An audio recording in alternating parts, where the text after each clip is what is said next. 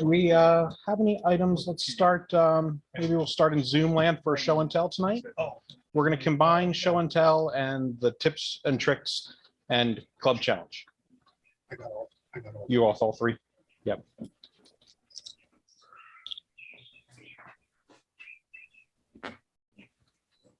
This month's club challenge was the spring and bloom Mayflowers, so turning flowers in wood. Good evening. All right. Sure. Let's start with the ones in Zoom. We have Ken VASKO up first. Yeah, hi. I was working on the challenge and I tried to make a bunch of flowers.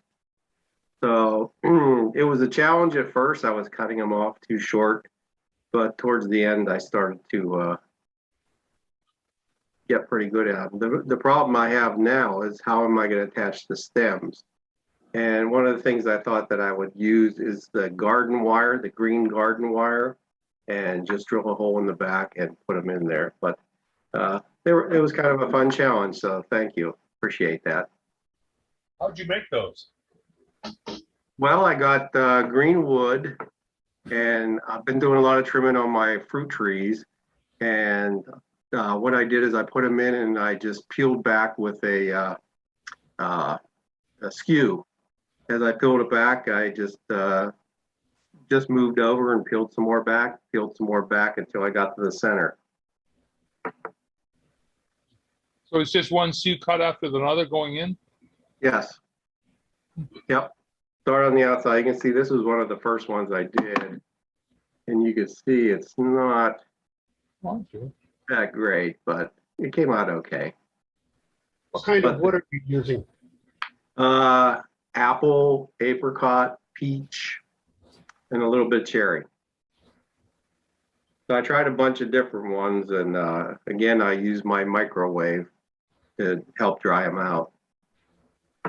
What is the grain direction on the blank? Let's see. Spindle orientation. It's just a spindle turn. For stems on those, I've used twigs and bamboo skewers. Yeah, I just bought some bamboo skewers at the grocery store. They were on sale. It's really neat. But I colored them with, I just got colored pencils or colored markers and just used colored markers as it was turning. I didn't want to get them too dark. And then I, after they dried, I sprayed them with a little bit of lacquer.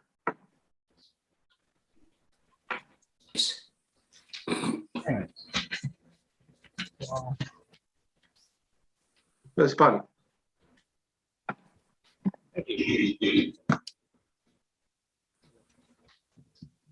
Bruce up next. Bruce? Sure. So flowers is something I like to do. So let's see.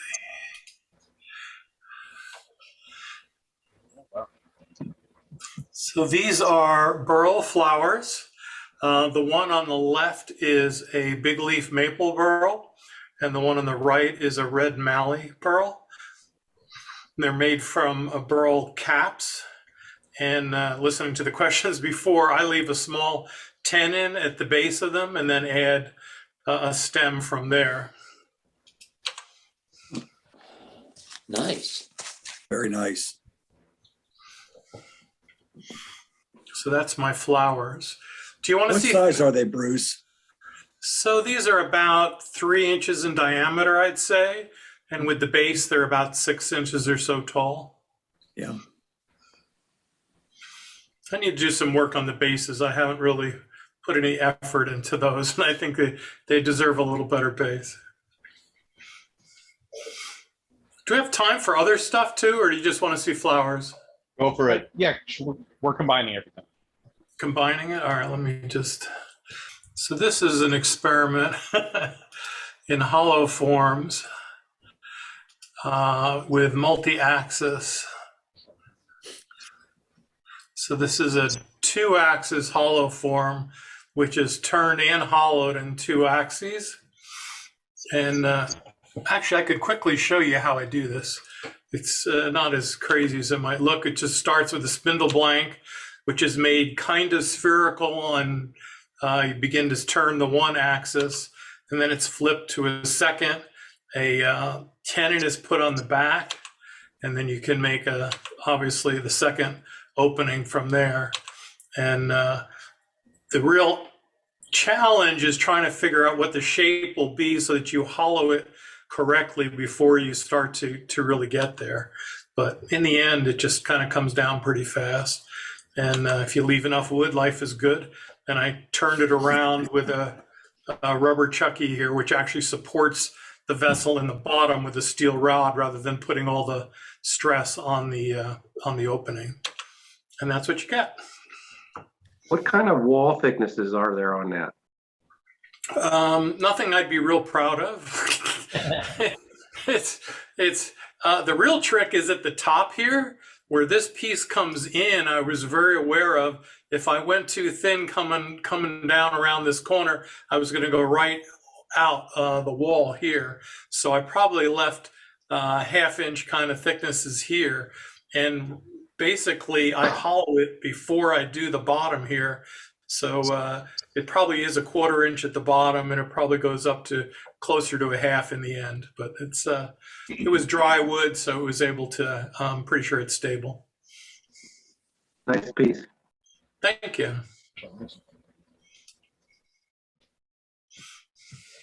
Okay, are you done? I'm all done. All right. Alan Miller. Okay, I'm going to try and share screen. This is the wig stand that I did. I think I showed this one last month when I was at the meeting.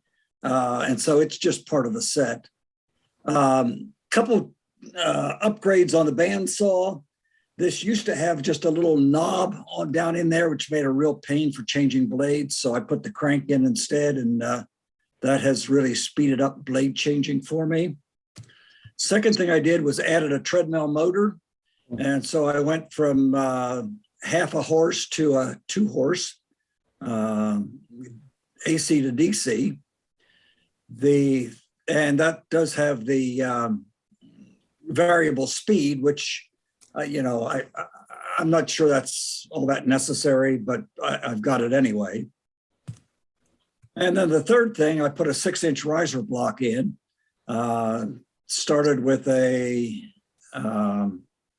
4x4 column, cut it down to a 3x4, added plates top and bottom, and had to do just a little bit of shimming, but as opposed to a 6-inch cut, I now have a 12-inch cut. So Nice. that's my show and tell.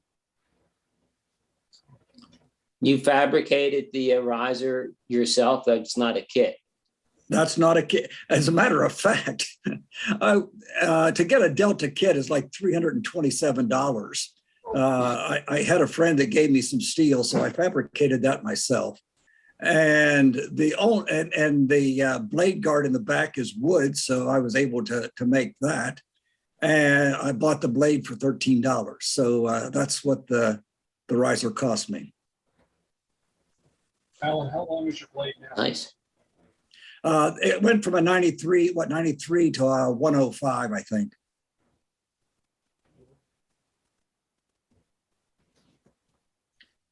Good job. Awesome job. Okay, that's all I have. Thank you. Okay, we're gonna Dave Belial's next. My wife mentioned that after 12 years, oak peg rack, 9 inches long with 2 oak pegs in it, came loose. Well, it was pretty obvious why it came loose. It only had 2 small plastic anchors. So I took it off and put in a couple of metal screw-in anchors to put it up, and I realized that the one peg from the moisture of the towel was kind of bad shape. So what I did is I sanded it down. I think I just grabbed a piece of sandpaper, maybe 400 grit, something like that, put stain on it. And then to get rid of the problem with the wet towel, I coated it some CA glue, basically making a plastic cover over it. And my wife uses this little bowl.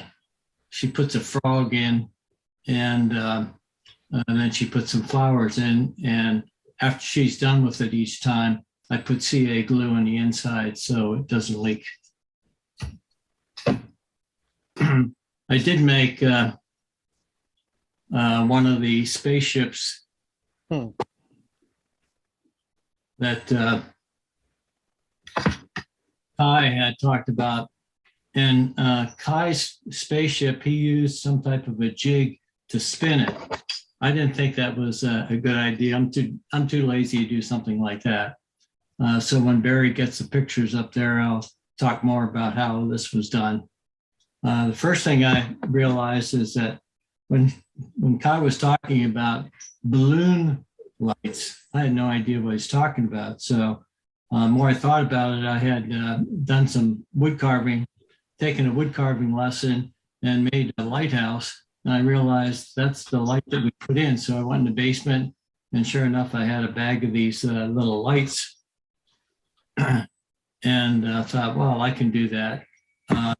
So I made the whole thing up. And after I made it up, I put it in the hole just on a snug fit, a friction fit. I didn't do anything else. And tried to turn it on. And I realized the batteries were bad. So and I went to a couple of stores. Finally, at Hobby Lobby, I found what appeared to be the same size light.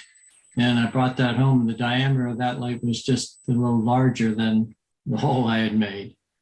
So then I inserted the old one in, and I simply swapped out the batteries. So when Barry gets the pictures up, I can give you a little more detail on that. Okay, that's a picture of the spaceship, starship on the lathe. Of course, I just taper that down to a nice point, so it's basically a top, a spinner. The yellow represents the lighting from inside the spaceship. Take the next picture. The bottom right is the old balloon light I had, and notice it has a knob, basically an eye hook on the bottom, but tied to the balloon or inside the balloon. So what I did is I made the hole so that would fit in it. And my idea was I was going to glue epoxy in the bottom part of the light. So that would be epoxied in. And then what I could do is simply take and unscrew the very top part of this to replace the batteries. And of course, you can see that the light doesn't work. All I have to do is unscrew it. Now to spin it, all I do is take the top, the light part, and I just spin it slowly so I still have the top that's working. So that worked out pretty well for me. I want to share that with Kai sometime on a Thursday. And I think there's one more picture. And that's Starship Drew Blyle, which is my son. And then I think I have some pictures of a photo booth.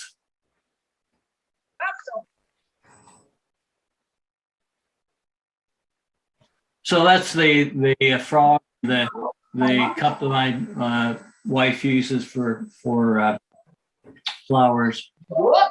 It came from Bob Gockenauer. Before he moved, I guess he used to raise frogs or something. I don't know. Next. There's the peg rack. We could go to the photo booth, please. This is a photo booth. All I did is I used 3 pieces of paperboard, white paperboard, using the doll side, and 3 pieces of tape, 2 pieces of tape to keep that together. And then if you could go back to the picture of the booth, please. Go back one. What's that? Go back one. So then if you have too much light coming in through the window, I just took a piece of paper towel and blocked some of the light. And take a look at a couple of pictures. By the way, when you take a picture, try not to get too close because you're going to distort the item. So I stay a little further away, try to make sure that the picture is level with the surface. I see the next picture. This is the picture before it's been edited. So I took the picture from a distance, and then after I do that, I edit it on my camera, and I get a pretty decent picture. I also crop it. I send the edited picture to the computer, and then I crop it on the computer. So it's a real simple way of taking pictures of small items, play around with it. I think you'll enjoy it. Thank you very much. Are you using any extra lights or just the sunlight? And No, I'm not using any extra lights on these. However, if you have a small light of some sort that you want to shine on the back piece of cardboard, like even a small, one of those real tiny flashlights, if you can shine it on the back in an indirect way, you can get some extra lighting and get better photographs than I have here. But I'm very pleased with it, and it costs practically nothing. What do you use for a camera? Find the information on it and put it in the chat. What was your camera, Dave? Just your iPhone? Well, I'm just using an iPhone. All I did was use an iPhone. Like I said, stay further away because you can crop it, and using the iPhone, then I just use the edit mode, and I lighten the picture the way I want it on the edit mode, and then I send it to the computer, and then I crop it on the computer. You use the iPhone in portrait mode. Probably. You ever try that? That helps blur the background a little bit better too. Okay, well, some of the problem is I have an old iPhone, so I think I have an iPhone SE, and I'm waiting for my wife to buy the iPhone 13 so I can get better pictures. Thanks, Barry, for your help, and thanks for your attention, everyone. Like I said, I'll get the information on the chat. Great. Thanks, Dave. You guys want me to talk about this? Yes, please. Talk about it. All right, this is a little 4-leaf clover I did in cherry. I'm sorry? This is Dave Shell talking. Yes. Yeah, and then I carved it by hand with some saber-tooth bits and just some sandpaper in between the leaves.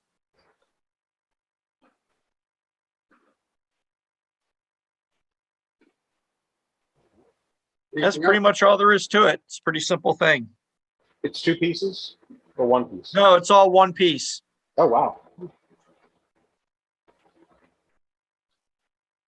That's the only challenge. You got show and tell tips you want to do while we're up? Tips and tricks, shown Dave. I had contributed this one. One of the vacuum chucks I made, I used cherry, and the end grain cherry does not do threads very well. It keeps wanting to tear out. And so my tip here is a 1-inch pipe has an outside diameter of, I think it's 1 3/16 or 1 5/16. It's big enough that you get it is exactly a Forstner bit size. And then you can go ahead and put your threads in the PVC, and it makes very nice threads using a regular Deal threading tool.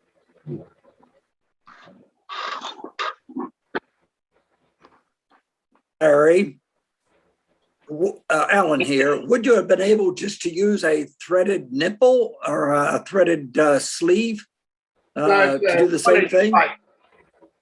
It's just 1-inch pipe, you know. You buy it at Home Depot, like in 2-foot lengths or the whole 10-foot length. You can also find it by the side of the road quite often. And it's just I cut about a 1.5-inch piece off, glued it in with, I think JB Weld epoxy, and then put it back on the lathe and turn the thread. I have it here as part of my show tonight so you can see then how it worked. Pipe threads are a different kind of thread. They're usually tapered, and the spacing's not the same. So Right. That's right. You're right. I'm sorry. These are chased with the regular BURL 1 1/4 8 thread per inch wood tap. Those are almost all the chucks that I made. any other show and tell in Zoom land? Looks like no other hands.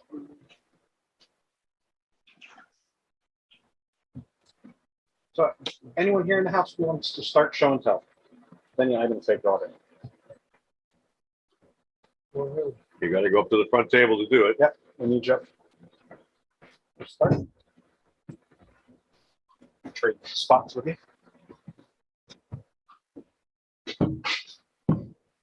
Hi everyone, I'm Mike. I brought two pieces. They're just mess around pieces, aren't really finished pieces for anything. I do art days with Thomas and Carol, and this is my Saturday art day with Thomas. It's just a sculpture form. Try something different. This side is the bark edge on a piece of spindle turned. And then I used a Dremel with a bunch of different bits to, textures really aren't showing up. Can you zoom in more? I thought you had leopard wood there when I first saw it. Yeah. What's leopard wood? It looks like that. That's leopard. It's kind of like smoke wood, but you can see Yeah. it. So I did a bunch of different textures. Some I like, some I don't like. Had no idea what to do with the top, so it's just painted black for now. Maybe it needs a light with smoke coming up around it or something. Yeah. Take the top out. Could do that, You don't need it. drill it out. But it was fun. And then this is just a Saturn bowl I airbrushed when I had art day with Carol. I don't know, it turned out a lot better than my art day with Thomas. I don't know why. I'm not sure what the Less difference beer is. at Carol's. She's a better muse. I think it's called the absence of Thomas effect. It might be. It might be. You were focused on lunch. We had a good lunch. Not so good art. Did have a good lunch. No, it was a great art day. It's just my project didn't turn out as well as I had hoped. So it's art day. What does that mean? We get together and make art. It's Is it party great. at the club or is it just something separate? Just It's at my something we house do. or at Carol's house or wherever, anyone who will accept you. You can go to strangers' houses if they will accept you. You just Yeah. make art. You sit You down know, and you sneak start out making into the art. garage and use all their stuff. If they don't know you're there, it's okay. Leaves a big mess of chips on someone else's garage That's right. floor, so you know. It's a lot of fun. I find I do better making art with other people around. For me to try and sit in my basement and do stuff on my own, it's hard. So how did you paint? How did you tape that up to paint it? Okay, this is all airbrushed, and if you look real close, it's airbrushed and masking tape as a mask in different layers. I think this one has 4 layers, 5 layers if you count the white stripes or the natural stripes. Started with black. It started with natural, then I went lighter or dark. I mean, I went darker, darker, darker, ended with black. Because the first layer of tape you put down is the top layer of your design. And then you paint and you do another layer of tape and you paint and just keep adding on. A lot of fun, like I say, just a mess around piece. So you paint the whole thing on your first. Once the natural tape is done, you paint the whole thing, and then Okay, the first tape. I put these little stripes on to keep it natural. Then I painted the whole thing this lighter color. Okay. Then I taped out and I painted the second color, which would be a little bit darker orange. Okay. Taped over it, went with a darker orange. You finally ended up with a red and then a black. So I guess my question. So stuff that looks like it's on the top is actually the bottom The coating. first layer, yes. Okay. The Looks first like it should layer be of the tape you last put layer. down. Yes, it's actually backwards from what you think it would be. Did you hollow it out then afterwards, or was Then it was roughed out first, and then after the painting's all done and had a chance to dry, then you turn the center and turn the back. They just have one coat of tried and true on them just to give it some kind of finish. But, out well. This one not quite. That's the brakes. What are you spraying with the airbrush? Lacquer or Acrylics. does it not bleed under the masking tape? No, you use the frog tape. the green stuff that's more expensive. I think it's the same stuff as regular masking tape, but they have this marketing trick where they say if you buy this, it won't bleed under the edge. I don't know. I paid the money and bought it, and it seems to work. If you get the paint too wet or too heavy, it will bleed under. But It's careful actually a use. different spherical. The frog tip is different than regular. Yeah. He's in marketing, I can tell. Yeah. R&D. We make that kind of stuff. Well, that's good to know. So I didn't waste my money. Okay, but thank you.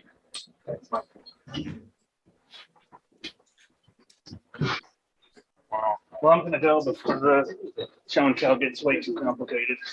Oh, it's already too complicated with that. I know. Now, this is like Johnny. I don't turn and then shows up with this. You know? I did have a mentor that helped. It took about 50 hours. I'd say this is definitely the most significant thing that I've made. A little bit of bowl turning, mostly spindles, as you can tell, and actually quite a bit of arts and crafts to get. This is mink fur. It's pretty soft, and the leather is supple enough that you can work with it, and it's not going to tear. Just attached with craft glue, but a lot of steps. Is that a spray lacquer? Yeah, it's just a spray-on lacquer. The Gemini Masters. You have stencils for the eyes and stuff? Yeah, stencils for the eyes.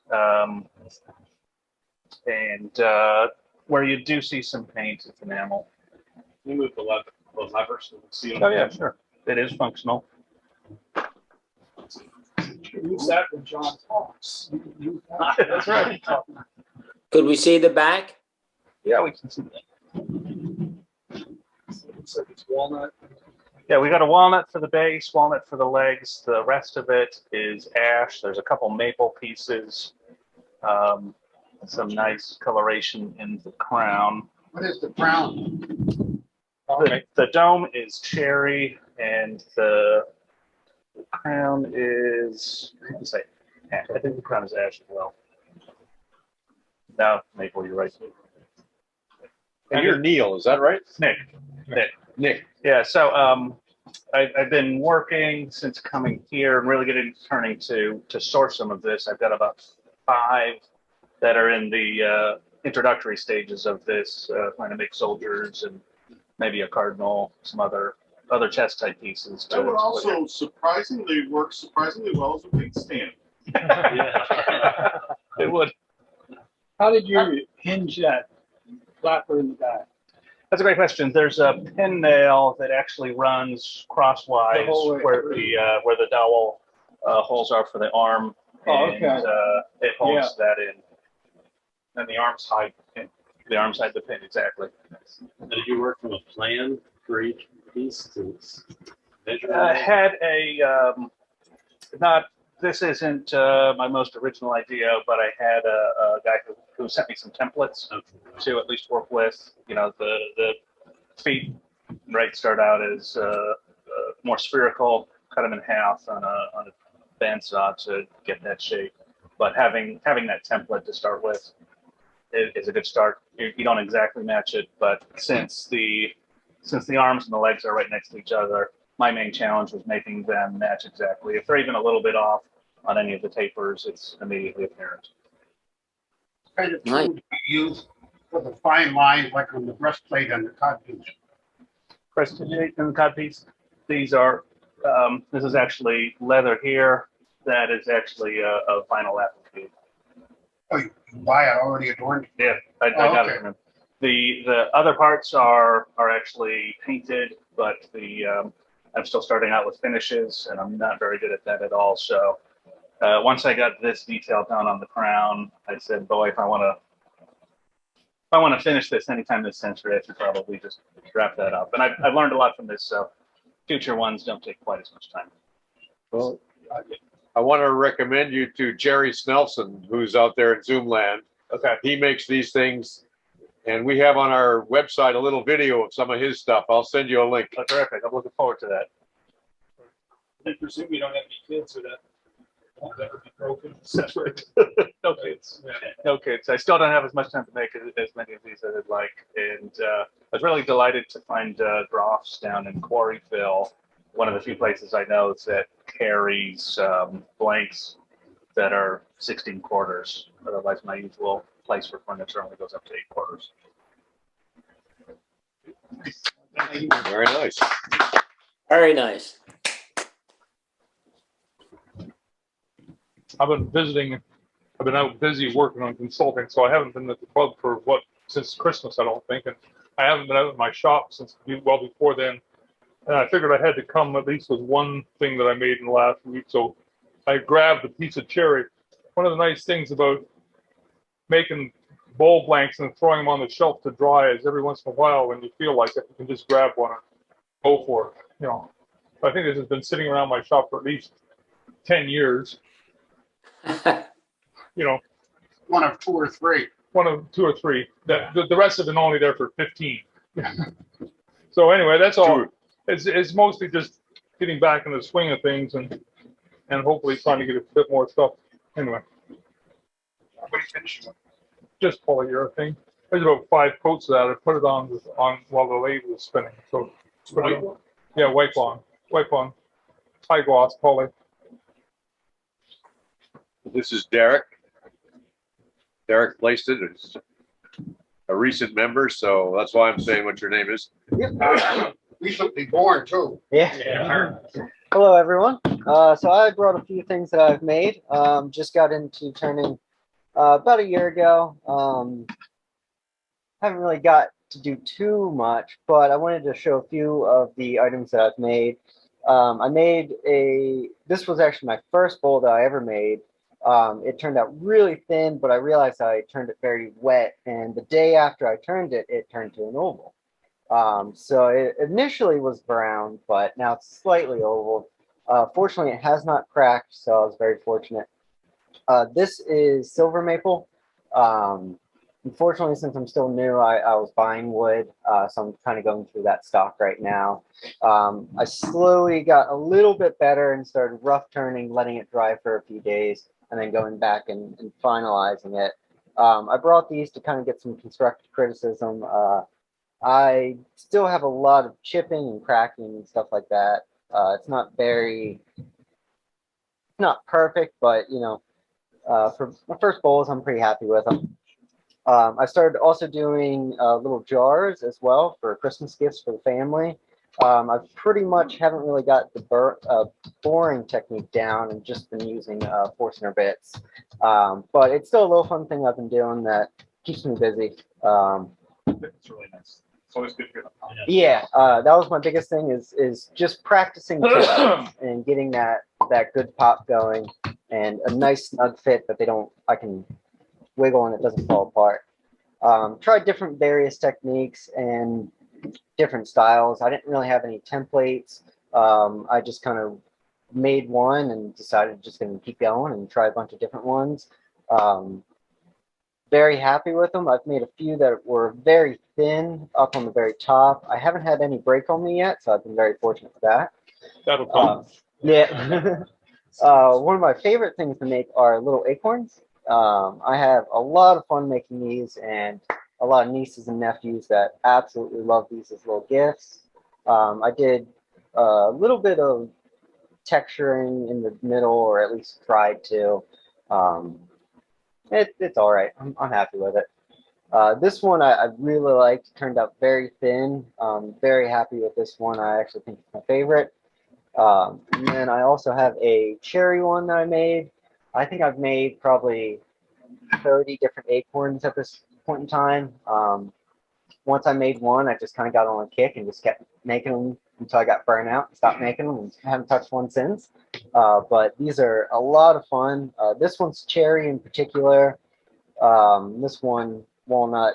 And this guy's the Purple Heart. I got this online. I thought it was pretty neat.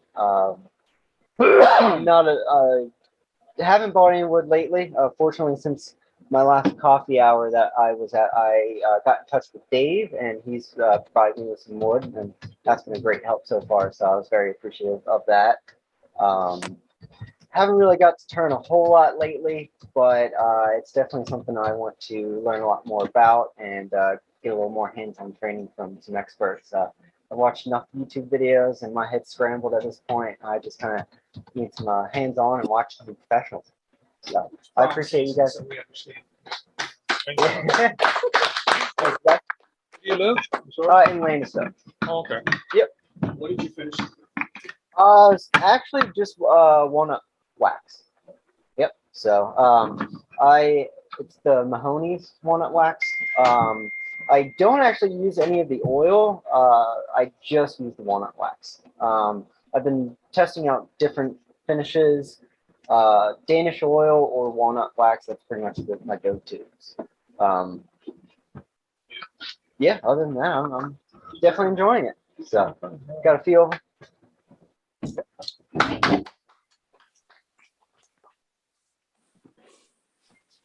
Anyone else have show and tell? On the demo, okay. Then we want to take a 10-minute break before we. Yes. Sorry, Senator here. That's up to We're going to take a 10-minute break. Come back at about 8 o'clock for our demo, and we'll see you all back. You want some more wood?